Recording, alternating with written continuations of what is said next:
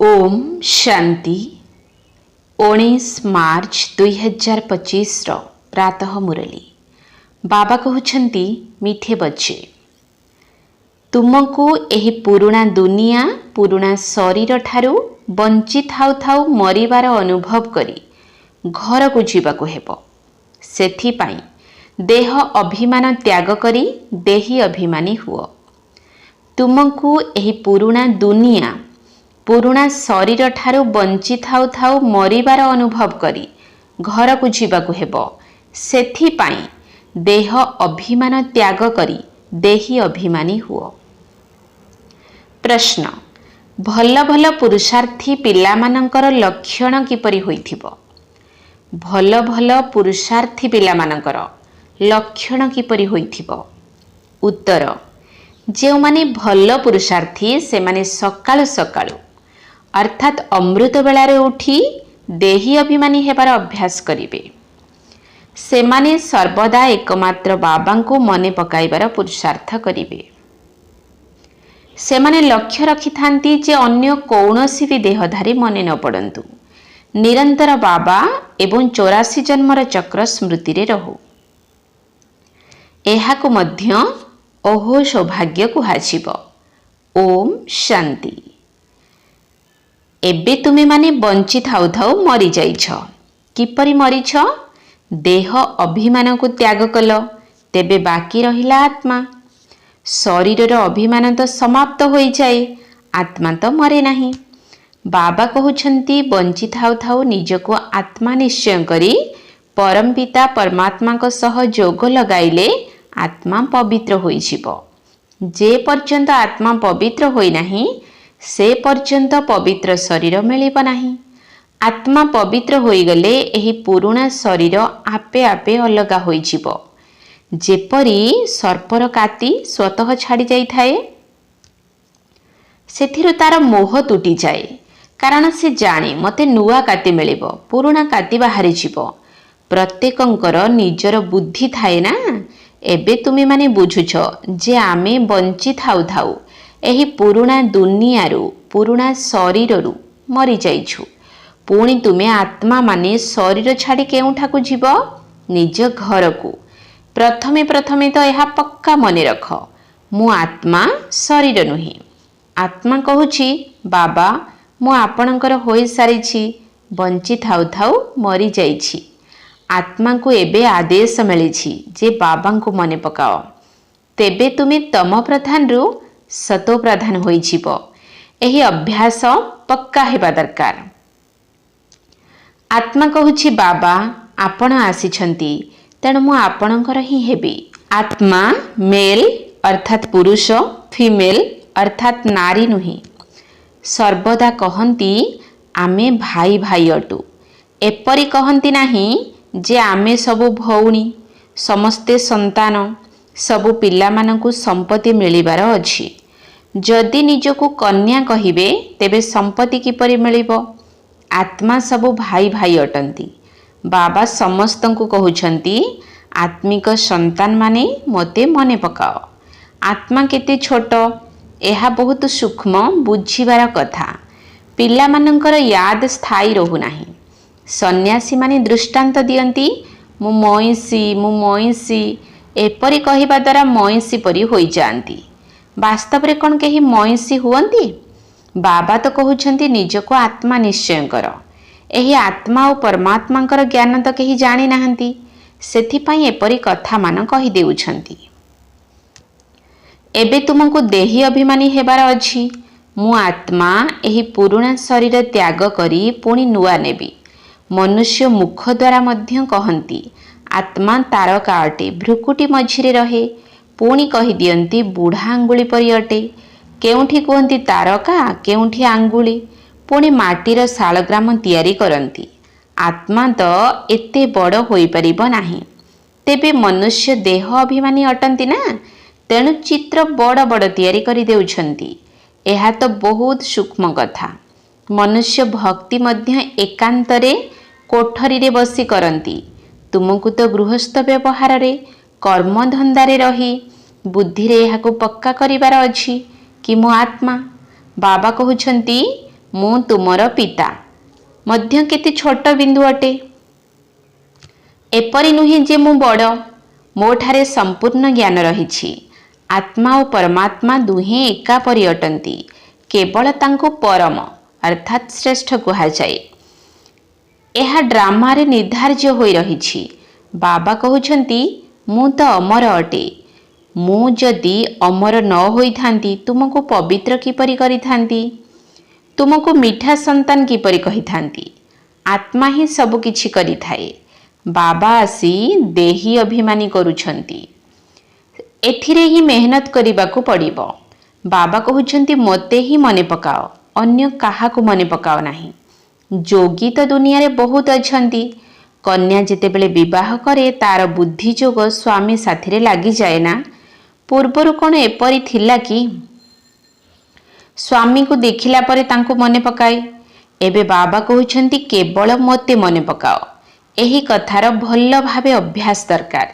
ଯିଏ ଭଲ ପୁରୁଷାର୍ଥୀ ସନ୍ତାନ, ସେମାନେ ସକାଳୁ ସକାଳୁ ଉଠି ଦେହୀ ଅଭିମାନୀ ହୋଇ ରହିବାର ଅଭ୍ୟାସ କରିବେ। ଭକ୍ତି ମଧ୍ୟ ସକାଳୁ କରିଥାନ୍ତି ନା? ନିଜ ନିଜର ଇଷ୍ଟ ଦେବଙ୍କୁ ମନେ ପକାନ୍ତି। ହନୁମାନଙ୍କର ବି କେତେ ପୂଜା କରୁଛନ୍ତି, କିନ୍ତୁ କିଛି ଜାଣିନାହାନ୍ତି। ବାବା ଆସି ବୁଝାଉଛନ୍ତି, ତୁମର ବୁଦ୍ଧି ମାଙ୍କଡ଼ ପରି ହୋଇଯାଇଛି। ଏବେ ପୁଣି ତୁମେ ଦେବତା ହେଉଛ। ଏବେ ଏହା ପତିତ ତମ ପ୍ରଧାନ ଦୁନିଆ ଅଟେ। ଏବେ ତୁମେ ଆସିଛ ବେହଦ ପିତାଙ୍କ ପାଖକୁ। ମୁଁ ତ ପୁନର୍ଜନ୍ମ ରହିତ ଅଟେ। ଏହି ଶରୀର ବ୍ରହ୍ମା ବାବାଙ୍କର ଅଟେ। ମୋର କୌଣସି ଶାରୀରିକ ନାମ ନାହିଁ। ମୋର ନାମ ହେଲା କଲ୍ୟାଣକାରୀ ଶିବ। ତୁମେମାନେ ଜାଣିଛ, କଲ୍ୟାଣକାରୀ ଶିବ ବାବା ଆସି ନର୍କକୁ ସ୍ୱର୍ଗ କରୁଛନ୍ତି। ବାବା କେତେ କଲ୍ୟାଣ କରୁଛନ୍ତି, ନର୍କର ଏକଦମ ବିନାଶ କରାଇ ଦେଉଛନ୍ତି।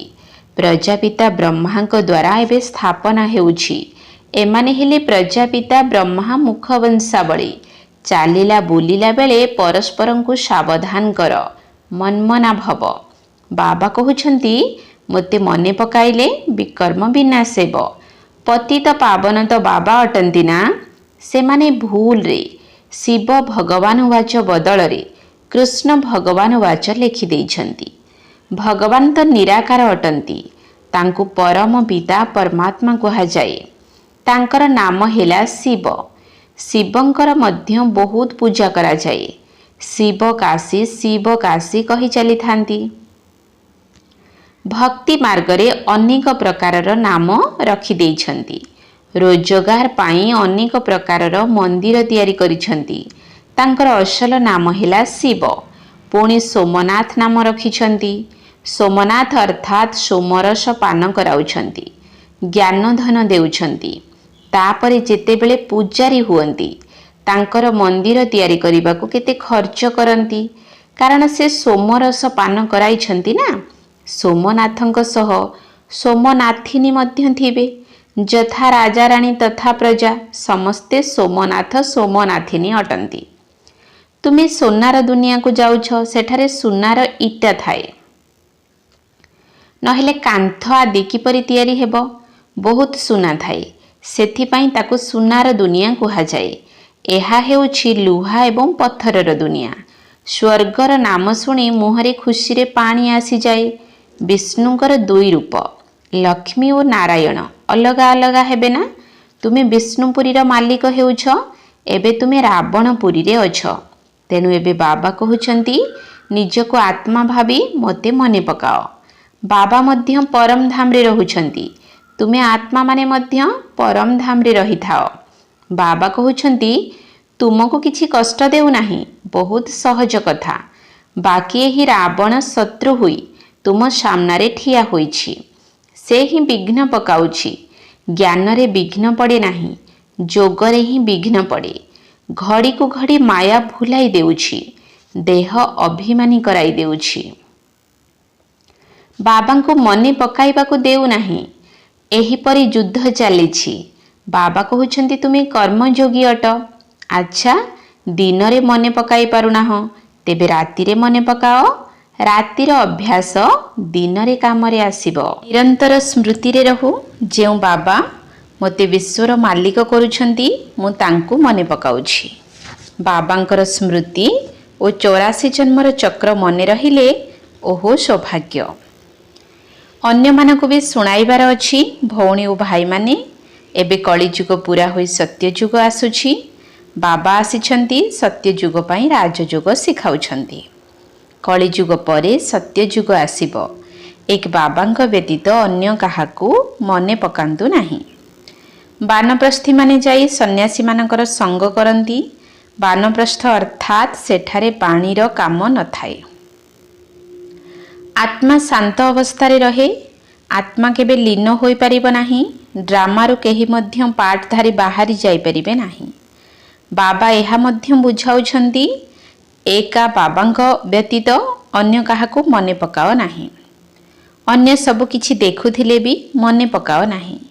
ଏହି ପୁରୁଣା ଦୁନିଆ ତ ବିନାଶ ହୋଇଯିବ। ଏହା ଶ୍ମଶାନ ଭୂମି ଅଟେ ନା? ମୁର୍ଦାରମାନଙ୍କୁ କେବେ ମନେ ପକାଯାଏ କି? ବାବା କହୁଛନ୍ତି, ଏମାନେ ସବୁ ମରି ପଡ଼ିଛନ୍ତି। ମୁଁ ଆସୁଛି ପତିତମାନଙ୍କୁ ପାବନ କରି ନେଇଯାଉଛି। ଏଠାରେ ଏସବୁ ସମାପ୍ତ ହୋଇଯିବ। ଆଜିକାଲି ଯେଉଁ ବମ୍ ଆଦି ତିଆରି ହୋଇଛି ତାହା ବହୁତ ତୀକ୍ଷ୍ଣ। କହୁଛନ୍ତି ଏଠାରେ ବସି ଯେଉଁଠାକୁ ଛାଡ଼ିବୁ ସେଠାରେ ହିଁ ପଡ଼ିବ। ଏହା ପୂର୍ବ ନିର୍ଦ୍ଧାରିତ କଳ୍ପପୂର୍ବ ସଦୃଶ୍ୟ ପୁନଃ ବିନାଶ ହେବ।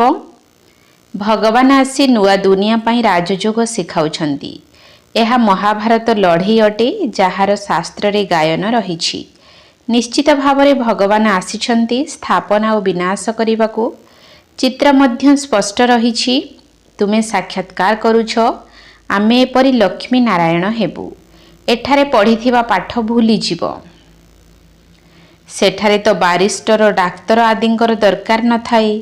ତୁମେ ତ ଏଠାକାର ପାଠପଢ଼ା ଅନୁସାରେ ବର୍ଷା ପ୍ରାପ୍ତ କରୁଛ। କଳା କୌଶଳ ବି ସବୁ ଏହିଠାରୁ ହିଁ ଶିଖିକରି ଯିବେ। ଘର ନିର୍ମାଣ କରୁଥିବା ଆତ୍ମା ଏଠାରେ ବହୁତ ଭଲ ଘର ତିଆରି କରୁଥିଲେ ସେଠାରେ ବି ତିଆରି କରିବେ। ବଜାର ଆଦି ବି ରହିବ ନା, କାରବାର ତ ଚାଲିବ। ଏହିଠାରେ ଅର୍ଜନ କରିଥିବା ଦକ୍ଷତା ସେଠାକୁ ନେଇ ଯାଇଥାନ୍ତି।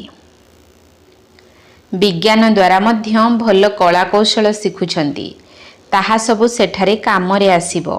ସେମାନେ ପ୍ରଜାରେ ଆସିବେ। ତୁମମାନଙ୍କୁ ତ ପ୍ରଜାରେ ଆସିବାର ନାହିଁ। ତୁମେ ଆସିଛ ବାବା ମମାଙ୍କର ସିଂହାସନର ଅଧିକାରୀ ହେବା ପାଇଁ। ବାବା ଯେଉଁ ଶ୍ରୀମତ ଦେଉଛନ୍ତି ତାହା ପାଳନ କରିବାର ଅଛି। ସର୍ବଶ୍ରେଷ୍ଠ ଶ୍ରୀମତ ତ ଗୋଟିଏ ଦେଉଛନ୍ତି, ମୋତେ ମନେ ପକାଅ। କାହାର ତ ଭାଗ୍ୟ ହଠାତ୍ ଖୋଲି ଯାଉଛି। କୌଣସି ନା କୌଣସି କାରଣ ନିମିତ୍ତ ହୋଇଯାଏ। କୁମାରୀମାନଙ୍କୁ ମଧ୍ୟ ବାବା କହୁଛନ୍ତି, ବିବାହ ତ ବର୍ବାଦର କାରଣ ହୋଇଯିବ। ଏହି ନର୍ଦ୍ଦମାରେ ପଡ଼ ନାହିଁ। ତୁମେ କ'ଣ ବାବାଙ୍କର କଥା ମାନିବ ନାହିଁ? ସ୍ୱର୍ଗର ମହାରାଣୀ ହେବ ନାହିଁ? ନିଜ ସାଥିରେ ପ୍ରତିଜ୍ଞା କରିବାର ଅଛି କି ମୁଁ ସେହି ନର୍କ ଦୁନିଆକୁ ଯିବି ନାହିଁ। ସେହି ଦୁନିଆକୁ କେବେ ହେଲେ ମନେ ପକାଇବି ନାହିଁ। ଶ୍ମଶାନକୁ କେବେ ମନେ ପକାନ୍ତି କି? ଏଠାରେ ତ ତୁମେ କହୁଛ କିପରି ଏହି ଶରୀର ତ୍ୟାଗ କରିବୁ ଏବଂ ନିଜର ସ୍ୱର୍ଗକୁ ଯିବୁ। ଏବେ 84 ଜନ୍ମ ପୁରା ହେଲା। ଏବେ ଆମେ ନିଜ ଘରକୁ ଯାଉଛୁ। ଅନ୍ୟମାନଙ୍କୁ ମଧ୍ୟ ଏହା ଶୁଣାଇବାର ଅଛି। ଏହା ମଧ୍ୟ ବୁଝୁଛ, ବାବାଙ୍କ ଛଡ଼ା ସତ୍ୟଯୁଗର ରାଜତ୍ୱ ଅନ୍ୟ କେହି ଦେଇପାରିବେ ନାହିଁ। ରଥକୁ ମଧ୍ୟ କର୍ମଭୋଗ ଭୋଗିବାକୁ ତ ପଡ଼ିବ ନା। ବାପ ଦାଦାଙ୍କର ମଧ୍ୟ ପରସ୍ପର ମଧ୍ୟରେ ବାର୍ତ୍ତାଳାପ ହୋଇଥାଏ। ଏହି ବ୍ରହ୍ମା ବାବା କହନ୍ତି, ବାବା ଆଶୀର୍ବାଦ କରିଦିଅ, କାଶ ପାଇଁ କିଛି ଔଷଧ ଦିଅ ବା ଛୁ ମନ୍ତ୍ର କରି ଉଡ଼ାଇ ଦିଅ। ବାବା କହିଥାନ୍ତି, ନା, ଏହା ତ ଭୋଗିବାର ହିଁ ଅଛି। ତୁମର ଏହି ରଥ ଲୋନ୍ ନେଉଛି, ତା ବଦଳରେ ପାରିଶ୍ରମିକ ତ ଦେଇ ଦେଉଛି। ବାକି ଏହା ତ ତୁମର ହିସାବ କିତାବ। ଅନ୍ତ ପର୍ଯ୍ୟନ୍ତ କିଛି ନା କିଛି ହେଉଥିବ। ଯଦି ତୁମକୁ ଆଶୀର୍ବାଦ କରିବି ତେବେ ସମସ୍ତଙ୍କୁ କରିବାକୁ ପଡ଼ିବ। ଆଜି ଏହି ଝିଅ ଏଠାରେ ବସିଛି, କାଲି ଟ୍ରେନରେ ଦୁର୍ଘଟଣା ହୋଇଯିବ, ଶରୀର ତ୍ୟାଗ କରିଦେବ। ବାବା କହିବେ ଡ୍ରାମା। ଏପରି କହିପାରିବ ନାହିଁ କି ବାବା ପୂର୍ବରୁ କାହିଁକି କହିଲ ନାହିଁ। ଏପରି ନିୟମ ନାହିଁ। ମୁଁ ତ ଆସୁଛି ପତିତରୁ ପାବନ କରିବାକୁ। ଏହି କଥା ସବୁ କହିବାକୁ ଆସୁନାହିଁ। ନିଜର ଏହି ହିସାବ କିତାବ ତ ତୁମକୁ ହିଁ ଯୁକ୍ତ କରିବାର ଅଛି। ଏଥିରେ ଆଶୀର୍ବାଦର କଥା ନାହିଁ। ଆଶୀର୍ବାଦ ପାଇବାକୁ ହେଲେ ସନ୍ନ୍ୟାସୀମାନଙ୍କ ପାଖକୁ ଯାଅ। ବାବା ତ ଗୋଟିଏ କଥା ବତାଉଛନ୍ତି, ମୋତେ ଏଥିପାଇଁ ଡାକିଛ ଯେ ଆମକୁ ଆସି ନର୍କରୁ ସ୍ୱର୍ଗକୁ ନେଇ ଚାଲ। ଗାୟନ ମଧ୍ୟ କରନ୍ତି ପତିତ ପାବନ ସୀତାରାମ, କିନ୍ତୁ ଅର୍ଥ ଓଲଟା କରିଦେଇଛନ୍ତି। ପୁଣି ରାମଙ୍କର ମହିମା କରୁଛନ୍ତି ରଘୁପତି ରାଘବ ରାଜାରାମ। ବାବା କହୁଛନ୍ତି ଏହି ଭକ୍ତି ମାର୍ଗରେ ତୁମେ କେତେ ପଇସା ହରାଇଛ। ଗୋଟିଏ ଗୀତ ମଧ୍ୟ ଅଛି ନା, କ୍ୟା କୌତୁକ ଦେଖା। ଦେବୀମାନଙ୍କର ମୂର୍ତ୍ତି ତିଆରି କରି ପୂଜା କରି ପୁଣି ସମୁଦ୍ରରେ ପକାଇ ଦେଉଛନ୍ତି। ଏବେ ବୁଝି ହେଉଛି କେତେ ପଇସା ବର୍ବାଦ କରୁଛନ୍ତି। ପୁଣି ମଧ୍ୟ କରିବେ। ସତ୍ୟ ଯୁଗରେ ତ ଏପରି କାମ ହୁଏ ନାହିଁ। ସେକେଣ୍ଡ ପରେ ସେକେଣ୍ଡ ଡ୍ରାମାରେ ନିର୍ଦ୍ଧାରିତ ରହିଛି। କଳ୍ପ ପରେ ପୁଣି ଏହାର ପୁନରାବୃତ୍ତି ହେବ। ଡ୍ରାମାକୁ ବହୁତ ଭଲ ଭାବରେ ବୁଝିବା ଦରକାର। ଆଚ୍ଛା, କେହି ଅଧିକ ମନେ ପକାଇ ପାରୁନାହାନ୍ତି, ତେବେ ବାବା କହୁଛନ୍ତି କେବଳ ଅଲଫ ଆଉ ବେ, ବାବା ଓ ବାଦଶାହୀକୁ ମନେ ପକାଅ। ଅନ୍ତରରେ ସର୍ବଦା ଏହି ଚିନ୍ତନ ଚାଲୁଥାଉ ଯେ ଆମେ ଆତ୍ମା କିପରି 84ର ଚକ୍ର ଲଗାଇ ଆସିଛୁ। ଚିତ୍ର ଉପରେ ବୁଝାଅ, ବହୁତ ସହଜ ହେବ।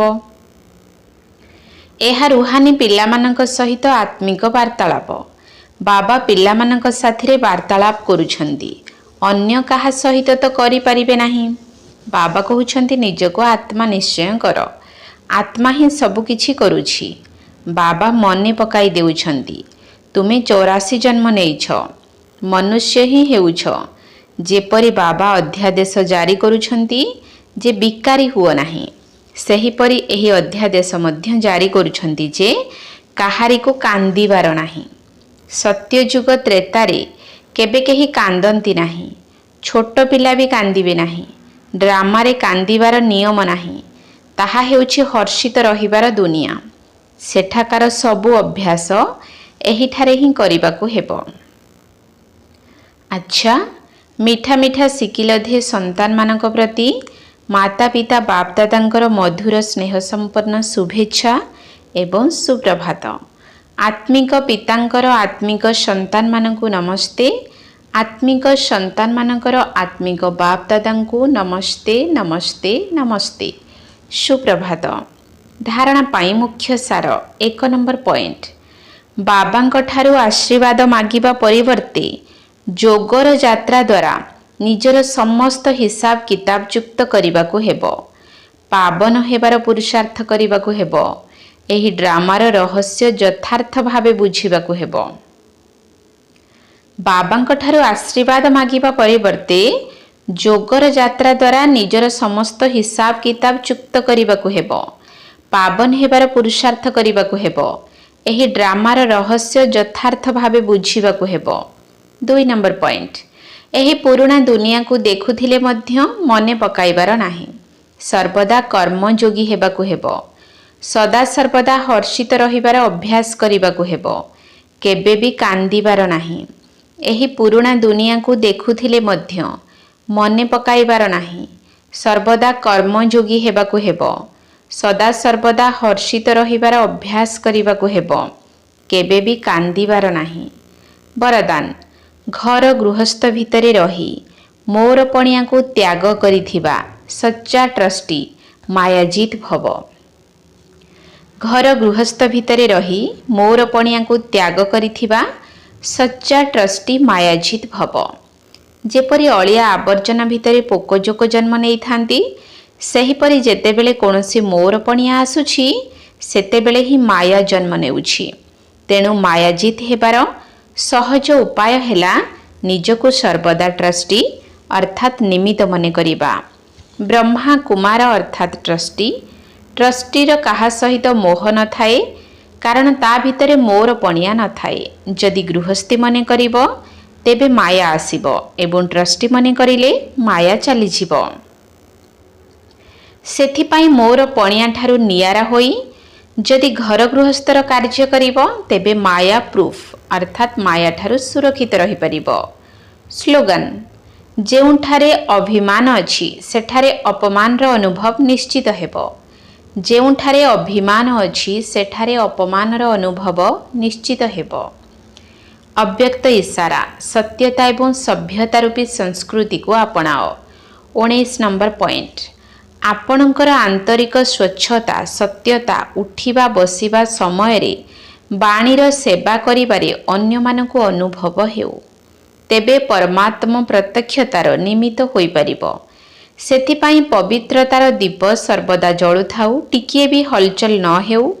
ଯେତେ ପବିତ୍ରତାର ଦୀପ ଅଚଳ ହେବ, ସେତେ ସହଜରେ ବାବାଙ୍କୁ ଚିହ୍ନି ପାରିବେ। ଓମ୍ ଶାନ୍ତି।